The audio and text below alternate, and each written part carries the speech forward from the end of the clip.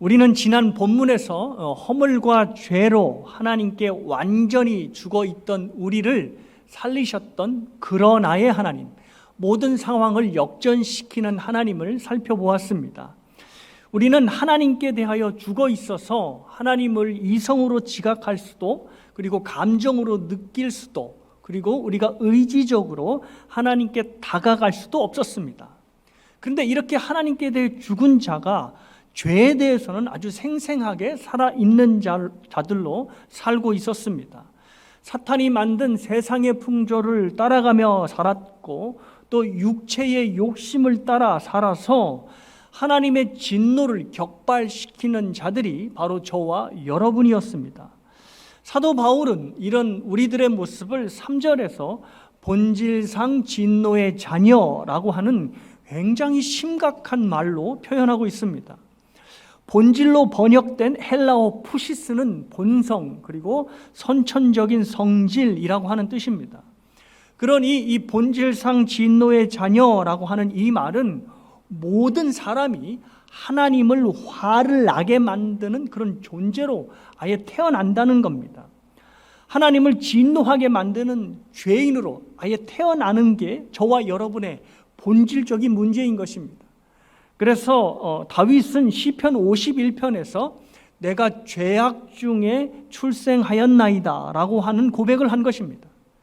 우리가 보기에는 정말 이쁘고 눈에 넣어도 안 아플 정도로 보이는 악이라 할지라도 그 본질이 하나님의 진노를 일으키는 심각한 죄인이라고 하는 말입니다.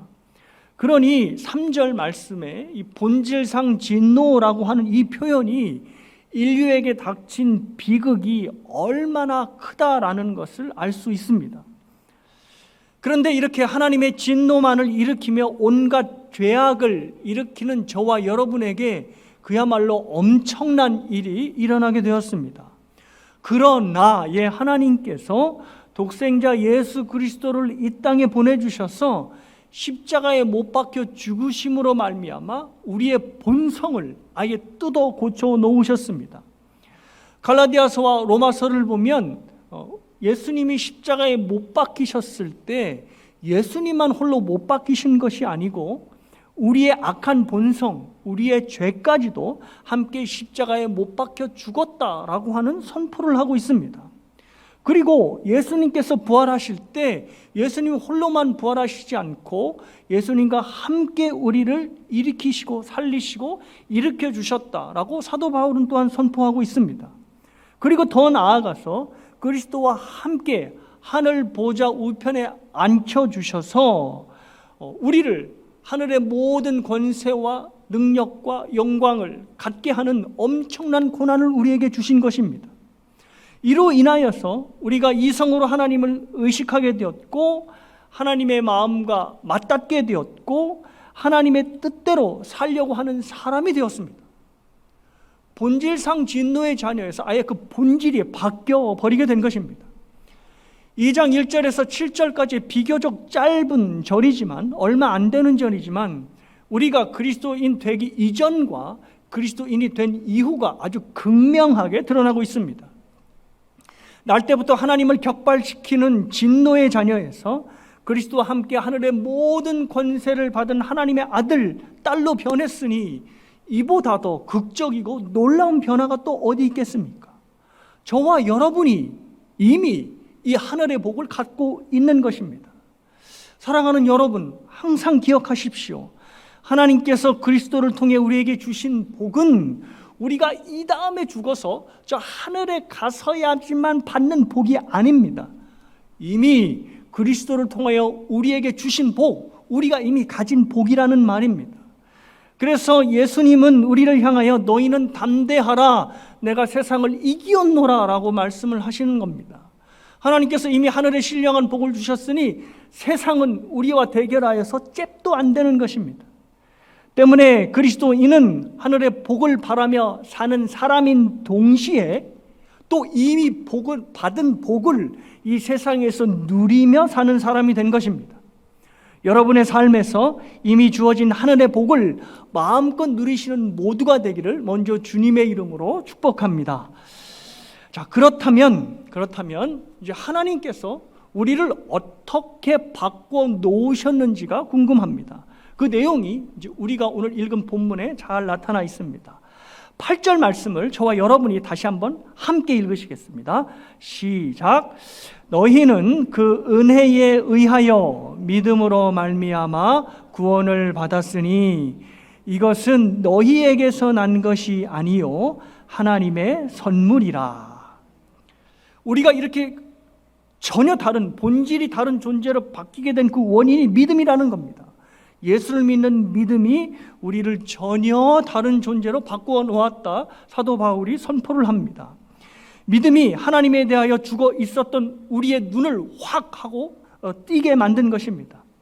팀 켈러 목사님이 이 믿음을 잠자는 숲속의 공주 이야기로 설명을 한 바가 있습니다.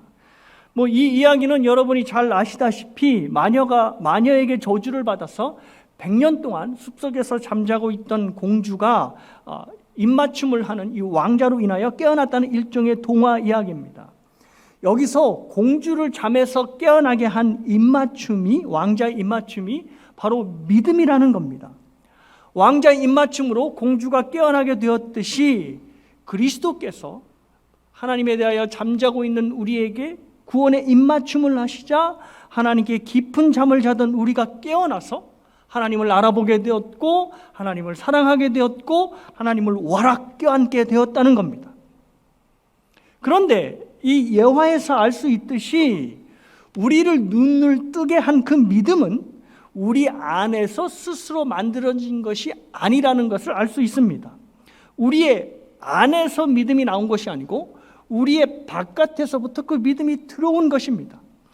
잠자는 숲속의 공주를 깨운 입맞춤이 숲속 바깥에서 들어온 왕자의 입맞춤이었듯이 하나님을 알아보고 끌어안게 만든 이 믿음 역시도 우리의 바깥에서 우리 안으로 들어왔다는 말입니다.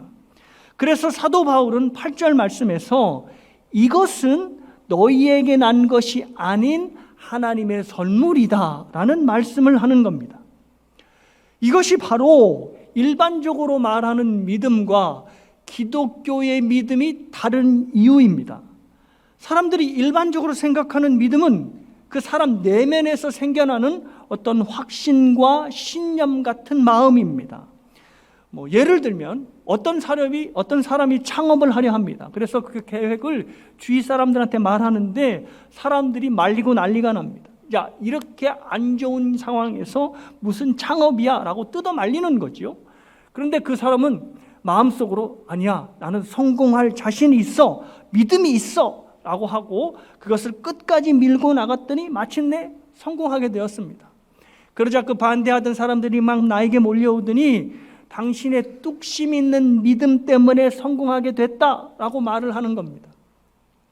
실제로 자수성가한 사람들의 스토리들을 쭉 살펴보면 정말로 자기가 믿고 있는 바를 끝까지 관철시켜서 성공한 예가 적지 않습니다. 그들의 믿음이, 그들의 뚝심이 그들을 성공하게 만든 것입니다. 자, 그런데 기독교의 믿음은 이것과는 다르다는 말입니다. 기독교가 다른 종교보다 좀 괜찮아 보여서, 그리고 교회를 다니는 사람들도 좀 세련되고 멋져 보여서 내가 딴 데 가지 말고 우중충한 절 가지 말고 교회 다녀야 되겠다 하고 교회 열심히 다니고 또 교회 안에서 열심히 활동도 하고 그러다 보니 끈기 있게 뚝심 있게 다니다 보니 결국 믿게 되었다라는 식의 믿음이 아닌 것입니다. 기독교의 믿음은 뚝심 있게 노력하다 보면 내 안에서 생기는 믿음, 확신 같은 것이 아닙니다. 이것은 굉장히 신비로운 일이죠. 나에게 전혀 없는 믿음이 초자연적으로 바깥에서부터 내 안에 들어온 것을 말합니다. 그래서 사도 바울이 이 믿음을 선물이라고 부르는 것입니다. 선물은 다른 사람이 나에게 없는 것을 주는 것, 그것이 바로 선물이 아닙니까? 그러니 믿음이 하나님의 선물이다라고 하는 이 말은 교회를 다니다 보니 믿음이 내 안에서 저절로 생겨났다라고 하는 그 뜻이 아니라 애초부터 나에게 없는 믿음을 하나님께서 밖에 계신 내 외부에 계신 절대 타자이신 하나님께서 내 안에 주신 것이기 때문에 사도 바울은 이것을 하나님의 선물이라고 말을 하는 것입니다. 자, 그러면 여러분이 선물이라는 단어를 기억하실 겁니다. 그러면 선물이라는 단어를 딱 잡아놓는 것이 굉장히 중요한데, 이 선물이라고 하는 단어 때문에 종종 오해하는 내용이 하나 생깁니다. 그것이 뭐냐면 선물을 받는 이유입니다. 목사님, 그러면 하나님께서 우리를 믿음으로 선물로 주셨다고 하는 이 말은 내가 선물을 받을 만한 이유가 내게 있다는 것 아닙니까? 우리가 보통 자녀들에게 선물을 줄 때 분명히 이유가 있어서 주는 것 아닙니까? 그렇듯이 우리가 하나님께 믿음을 선물로 받았다면 분명히 내가 선물을 받을 만한 이유가 있는 거죠. 나는 그게 뭔지는 모르겠는데 아무튼 선물을 받을 만한 일을 했으니 하나님께서 나에게 선물을 주시는 것 아닙니까? 이렇게 생각할 수 있습니다. 그렇죠. 우리가 삶에서 선물을 준다는 것은 다 이유 없는 선물이 아니라 이유 있이 선물을 주니까요. 자, 그런데 하나님이 주신 선물의 믿음은 전혀 그렇지 않습니다. 선물을 받을 만한 이유가 저와 여러분에게 전혀 없는 것입니다. 이미 설교의 서두에서 그리고 앞차례 여러 차례 설교에서 우리는 우리의 이전 상태가 어땠는지를 확인하였습니다. 죄와 허물로 죽어 있었지만 죄와 허물로 완전히 하나님께 대하여 죽어 있었지만 죄에 대해서는 생생하게 살아 있었던 자들이 바로 저와 여러분이었습니다. 그래서 사도 바울은 오죽했으면 3절에서 우리를 본질상 진노의 자녀라고 하는 표현으로 사용을 했겠습니까? 그러니 하나님께 선물을 받을 만한 일을 할 리가 없습니다. 하나님을 대적하면 대적했지 절대로 하나님께 선물을 받을 만한 기특한 일을 하지 않았다는 말이지요. 만일 우리가 정말로 하나님께 선물을 받을 만한 이유가 있어서 받은 것이라면 그 선물에 대해서 마음껏 자랑해도 됩니다. 내가 착하게 살았더니 다른 사람 속이고 다른 사람 뒤통수 칠 때 나는 정직하게 열심히 노력했더니 하나님께서 감동하셔서 예수를 그리스도로 믿을 수 있는 믿음을 주시고 그로 인하여 내가 천국에 가게 됐다라고 자랑할 수 있을 것입니다. 그런데 사도 바울은 이런 우리의 생각에 찬물을 확 껴안습니다. 9절 말씀을 보십시오. 사도 바울이 뭐라고 단언을 합니까? 행위에서 난 것이 아니니 이는 누구든지 자랑하지 못하게 함이라. 누구든지 자랑할 수 없습니다. 왜냐하면 하나님의 선물이 나의 행위, 나의 선한 일 때문에 주어진 것이 아니기 때문입니다. 그래서 내가 예수를 믿는다고 너희들은 예수 안 믿지라고 나의 믿음을 자랑할 수 없는 것입니다. 8절 상반절에도 너희는 그 은혜에 의하여 믿음으로 말미암아 구원을 받았다라는 말씀을 하십니다. 여기에서 사도 바울이 은혜, 헬라어로 카리스라고 하는 단어로 사용합니다. 선물을 받을 이유가 없는데 받았으니 사도 바울이 은혜라고 하는 단어로 사용하는 것입니다. 받을 만해서 받으면 그것은 은혜가 아닙니다. 그것은 삭시고 대가이지 은혜가 아닙니다. 그런데 사도 바울이 우리가 하나님께 받은 선물을 은혜라고 얘기하는 걸 보면 선물을 받을 이유가 저와 여러분에게 전혀 없는 것입니다. 그러면 여러분은 이제 여러분 스스로에게 이 질문을 던지셔야 합니다. 왜 하필 접니까, 목사님?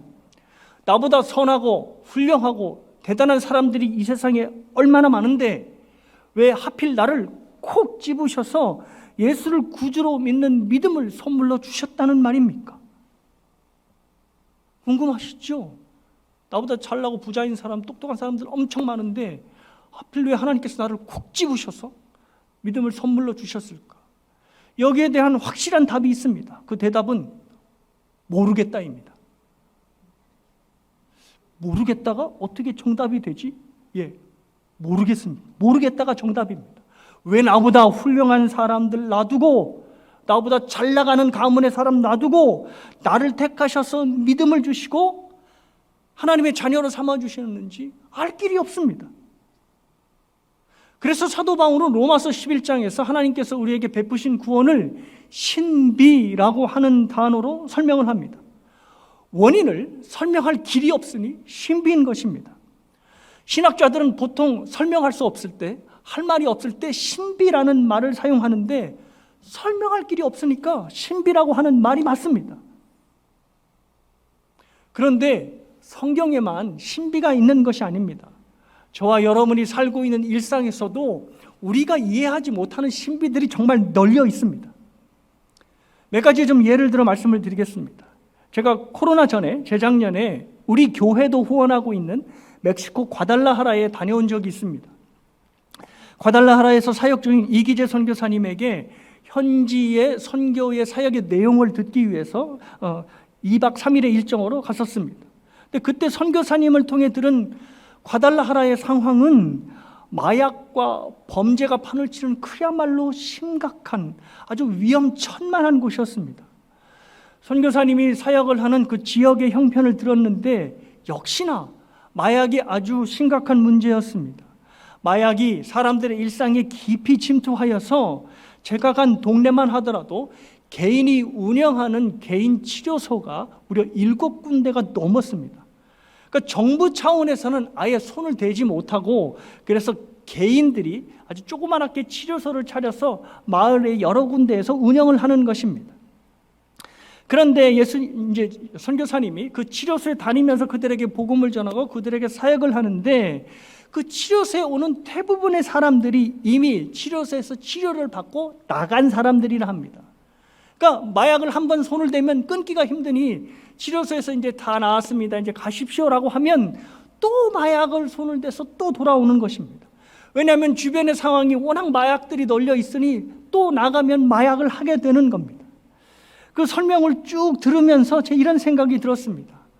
나도 분명히 이 지역에서 태어나고 살았다면 분명히 마약을 하며 살았겠구나. 한국에서 태어나서 그리고 한국에서 신앙생활하고 그리고 미국으로 유학 가서 이렇게 여러분 앞에서 설교를 하지만 내가 과연 멕시코에 태어났다면 내가 이렇게 하나님의 말씀을 전할 목사가 될 수 있었을까? 라는 의구심이 들었습니다. 불과 국경이라고 하는 선을 앞두고 멕시코와 미국은 전혀 다른 삶의 양상이 펼쳐지고 있었습니다. 누구는 미국에서 태어나서 마약과 상관없는 삶을 살고 있는 것이고 누구는 멕시코에서 태어나 항상 마약에 쩌들어 사는 삶을 사는 것입니다. 누구는 미국에서 태어나고 누구는 멕시코에 태어나는지 설명할 길이 없는 것입니다. 태어나는 것이 설명할 수 없는 신비이기 때문입니다. 태어나는 것만 신비가 아닙니다. 사람들과 인연을 맺어가는 것 역시도 설명할 수 없는 신비입니다. 여러분이 만나는 사람들 중에 여러분이 계획해서 만난 사람들이 여러분들 주변에는 몇 분이나 계십니까? 아마 거의 대부분이 우리의 예상 밖에서 만난 사람들이 여러분의 주변 사람이 되실 것입니다. 여러분의 배우자를 한번 생각해 보십시오. 어느 순간 내 인생에 훅 하고 들어온 사람이 나와 평생을 함께하는 배우자가 되었습니다. 제 책상 위에는 제가 정말로 아끼고 좋아하는 사진이 하나가 있습니다. 그 사진이 뭔가 하면 이따 저희 방에 보러 오셔도 됩니다. 근데 그 사진이 뭔가 하면 좀 싱겁습니다. 제 아내가 4살 때에 화단에서 환하게 웃으며 찍은 사진입니다. 제가 그 사진을 좋아하는 이유가 여기에 있습니다. 제가 그 사진을 보면서 아내에게 묻는 말이 있습니다. 당신이 왜 화단에서 4살 때에 그렇게 환하게 웃으며 사진을 찍었는지 알아? 모르지. 나야 뭐 아빠가 웃으라고 했으니까 웃었지. 그게 아니야. 23년 후에 나를 만나 결혼할 생각을 하니 행복했던 거야 라고 얘기를 합니다. 물론 여러분이 웃으시는 것처럼 우스갯소리이겠지만 그때 집사람이 4살 때에 저라는 존재를 생각이나 했겠습니까? 20년 후에 저와 결혼을 해서 목사의 아내가 되어 이렇게 미국에 오게 될지는 꿈에도 생각할 수가 없었던 생각이 없었던 것이 분명합니다. 이렇게 이유를 설명할 수 없는 여러 가지의 신비가 저뿐만이 아니라 여러분의 만남 가운데 있는 것입니다. 그러니 이 생각이 들더라고요. 만약 우리들의 관계에서 문제가 생긴다면 하나님의 신비를 떠올리는 것도 괜찮겠다. 이 사람이 재수가 없어서 나를 만난 것이 아니라 하나님께서 신비로 나와 이 사람을 만나게 하셨다면 그 사람이 얼마나 소중할까요? 왜냐하면 하나님께서 나로 하여금 그를 신비로 만나게 해주셨기 때문입니다.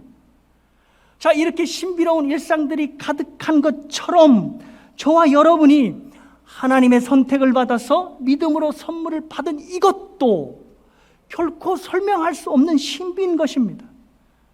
선물을 받을 만한 인생을 산 것도 아니고 오히려 반대로 하나님을 대적하는 인생을 살았는데 왜 나에게 선물의 믿음을 주셔서 하나님의 자녀로 삼아주셨는지 알 길이 없는 것입니다.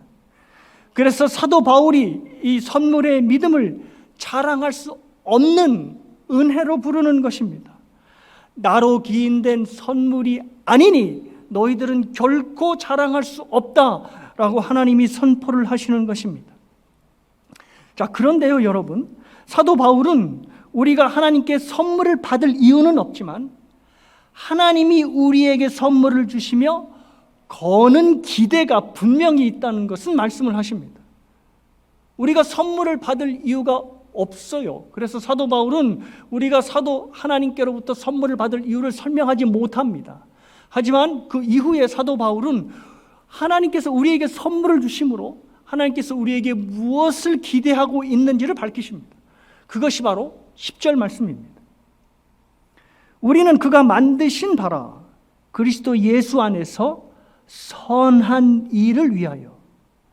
펜을 가지신 분들은 한번 이렇게 표를 하셔도 좋겠습니다. 그리스도 예수 안에서 선한 일을 위하여 지으심을 받은 자니 이 일은 하나님이 전에 예비하사 우리로 그 가운데서 행하게 하려 하심이니라. 하나님이 우리에게 믿음의 선물을 주시면서 거는 기대는 분명합니다. 우리가 예수 안에서 선한 일을 하게 만들도록 하기 위해서입니다. 예수 그리스도를 믿음으로 우리가 선한 일을 하는 것은 하나님께서 우리에게 믿음의 선물을 주시며 선한 일을 하도록 기대하시기 때문입니다. 선물을 주시며 선물을 받는 우리에게 자, 너희가 이제 선한 일을 하도록 해 라고 우리에게 당부를 하시는 겁니다. 이 하나님의 기대는 선물을 믿기로 내가 이만큼의 선물을 줬으니 너는 내가 시키는 것 해야 돼 라고 무거운 멍에를 지우는 것이 아닙니다.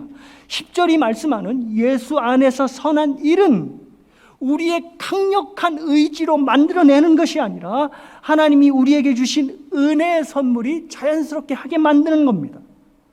하나님께로부터 받은 은혜가 나로 하여금 선한 일을 하도록 강력하게 내 삶에 지속적으로 영향을 미치는 것입니다. 내가 하나님께 어떻게 이렇게 큰 선물을 받았지? 라고 하면서 기쁨과 감사가 내 삶을 완전히 장악해버리기 때문에 나로 하여금 선한 일들이 내 삶에서 흘러나올 수 있게 하는 겁니다. 여러분의 자녀들을 한번 생각해 보십시오. 자녀들이 예상치 못하는 선물을 받았을 때 얼마나 순간적으로 착해집니까? 평상시 안 하던 심부름도 아이들이 적극적으로 하고 야 그렇게 방 치워라 얘기해도 안 치우던 자녀들이 선물을 받으면 자기가 스스로 방을 치웁니다. 그리고 공부하지 하라라고 얘기를 안 해도 자기들이 알아서 공부를 합니다. 문제는 약발이 얼마 안 가는 게 문제이겠지만 선물을 받았다는 그 아이들의 기쁨이 아이들을 잠깐이나마 아주 착한 사람으로 만들어 놓는 것입니다. 자, 그런데 저와 여러분이 하나님께 받은 선물은 무엇입니까? 우리를 하나님의 자녀로 삼아주셔서 하늘 보좌 우편에 아예 앉혀주셔서 이 세상 모든 권세와 모든 존귀와 또 모든 능력을 다스릴 권한까지 주셨습니다. 그러니 엄청난 선물을 받은 것입니다. 그 선물에 대한 기쁨을 저와 여러분이 알면 알수록 우리 안에서 선한 일이 나오게 되는 겁니다. 때문에요, 이것이 참 중요합니다. 제가 설교하면서 이것을 벌써 몇 차례 강조를 했는데요, 하나님께서는 우리에게 하나님을 위해서 뭔가를 하기를 원하시는 것 이전에 하나님께서 우리에게 베푸시는 일을 먼저 알도록 하기를 강력하게 원하십니다. 그래서 하나님께서 우리에게 요구하시는 것은 너희들이 나를 위해서 이 정도면 뭔가를 좀 해야지 라고 요구하시는 것이 아니라 내가 너희들을 위해서 무슨 은혜의 일을 했는지를 좀 알아라 라고 자꾸 하나님을 아는 지식을 강조하고 또 강조하는 것입니다.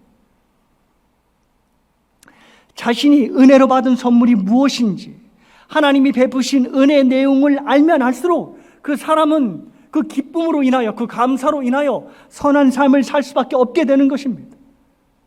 그래서 하나님은 구원을 받은 우리가 하나님을 위해 뭔가를 하기 이전에 하나님이 우리를 구원하기 위해 무슨 일을 하셨는가를 먼저 알기를 원하시는 것입니다.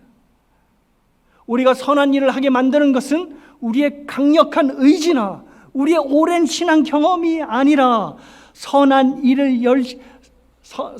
일을 하도록 우리에게 은혜를 베푸신 하나님의 은혜의 일이기 때문입니다. 은혜의 일이 우리의 삶에 강력하게 영향을 미치는 것입니다. 예를 하나 들어드리겠습니다.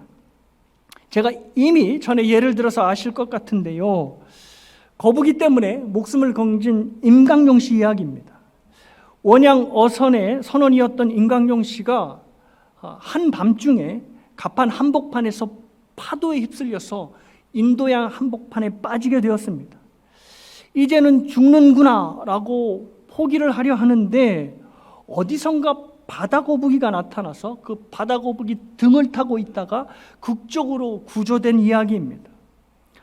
거북이 때문에 살게 된 임강용 씨가 이제 집에 돌아와서 해마다 하는 일이 거북이를 방생하는 일이었습니다. 자신을 살린 거북이에게 은혜를 보답하는 길은 거북이를 바다에 방생하는 것이라고 생각했기 때문입니다. 거북이가 자신을 살린 사건이 임강용 씨의 인생에 아주 엄청난 영향을 끼친 것입니다. 그런데 이 이야기가 예수님의 구원 사건이 우리에게 미치는 영향과 아주 비슷한 면이 있습니다. 하나님께 믿음을 선물로 받아서 구원을 얻게 된 사람은 그 구원의 사건이 그 개인의 삶에 강한 영향을 미칠 수밖에 없습니다. 임강용 씨처럼 자신을 살려준 은혜에 보답하고자 하는 행동이 자연스럽게 그 삶에서 나오게 되는 것입니다. 그런데 임강용 씨의 구원 사건과 하나님께서 우리를 구원하신 구원 사건이 결정적으로 다른 것이 하나가 있습니다. 거북이가 사람을 살린 사건은 고작 거북이를 방생하는 것으로 삶에 영향을 주는 것으로 끝이 나게 됩니다. 그럴 수밖에 없습니다. 거북이가 임강용 씨에게 내가 너를 구했으니 너는 이렇게 살아라 저렇게 살아라 구원받은 자로서의 삶을 요구할 수 없기 때문입니다. 그러니 임강용 씨가 내가 거북이한테 생명을 받았으니 어떻게 해야지? 라고 하며 스스로 판단해서 거북이를 방생하는 것으로 끝나는 것입니다. 그런데 거북이 방생한다고 삶이 달라집니까? 절대 달라지지 않습니다. 내가 거북이를 방생함으로 은혜를 갚고 있다는 그냥 미신적인 위안만 받을 뿐입니다. 그런데 우리가 받은 구원의 사건은 다릅니다.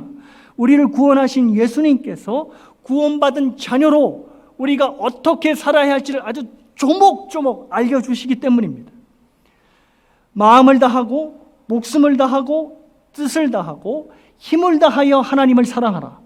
그리고 내 하나님을 내 자신과 같이 내 이웃을 내 자신과 같이 내 몸같이 사랑하라. 이 두 계명이 온 율법과 선지자의 강령이니라. 하나님을 사랑하고 이웃을 사랑하는, 자기 몸처럼 사랑하는 것을 하나님께서, 예수님께서 우리에게 요구를 하시는 것입니다. 너희가 믿음의 선물을 받았다면 그 선물을 받은 자는 당연히 이렇게 살아야 되라고 요구를 하시는 것입니다. 그리고 예수님께서는 이 계명을 지키는 삶이 우리가 구원을 선물로 받은 것에 대한 증거라는 말씀을 하십니다. 그래서 요한복음 14장에서 너희가 나를 사랑하면 내 계명을 지키리라 라는 말씀을 하신 것입니다. 선물의 믿음을 통하여 주님을 사랑하게 되면 그 결과로 주님의 계명을 자연스럽게 지키게 된다라고 말씀을 하신 것입니다. 삶에서 선한 열매가 주렁주렁 달리게 된다는 겁니다. 그래서 예수님께서 복음서에서 신자들의 삶을 바로 열매로 비유하신 이유가 여기에 있습니다. 하나님께 믿음의 선물을 받은 자라면 당연히 삶에서 선한 일들이 그 삶에 자연스럽게 나타날 수밖에 없기 때문에 나무에 맺히는 열매로 설명을 한 것입니다. 그래서 구원을 선물로 받은 자들은 믿음과 행위가 절대 따로 갈 수가 없습니다. 동전의 앞면과 뒷면처럼 믿음과 행함이 함께 가는 것입니다. 그래서 야고보 사도가 아브라함이 이삭을 제물로 바치는 사건을 예로 들면서 믿음이 행함과 함께 일하고 행함으로 믿음이 온전하게 되었다라는 말씀을 하시는 것입니다. 행함과 믿음이 따로 가는 것이 아니라 행함과 믿음이 함께 가는 것입니다.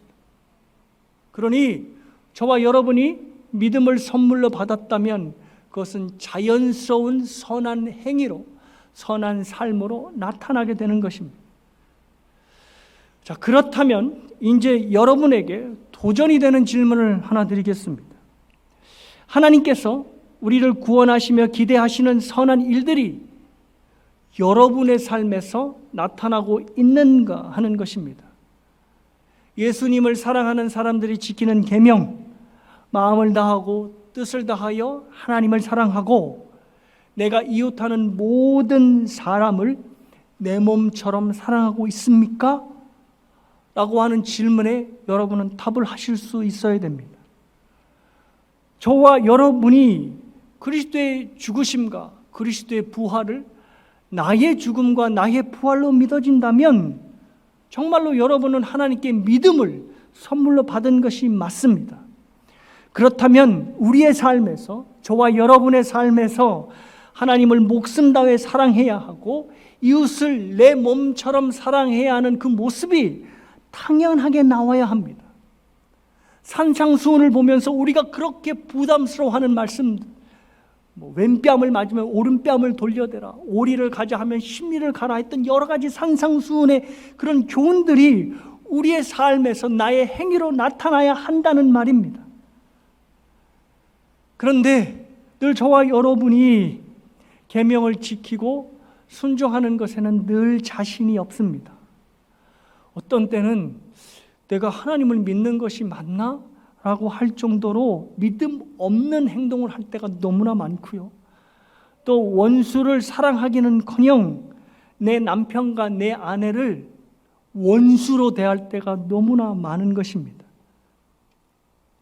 나의 삶을 곰곰이 들여다보고 나의 삶을 곰곰이 반추해 보면 선물로 하나님께서 우리에게 주신 믿음의 선물을 받지 않은 것으로 내 삶의 모양이 진행이 되는 것입니다.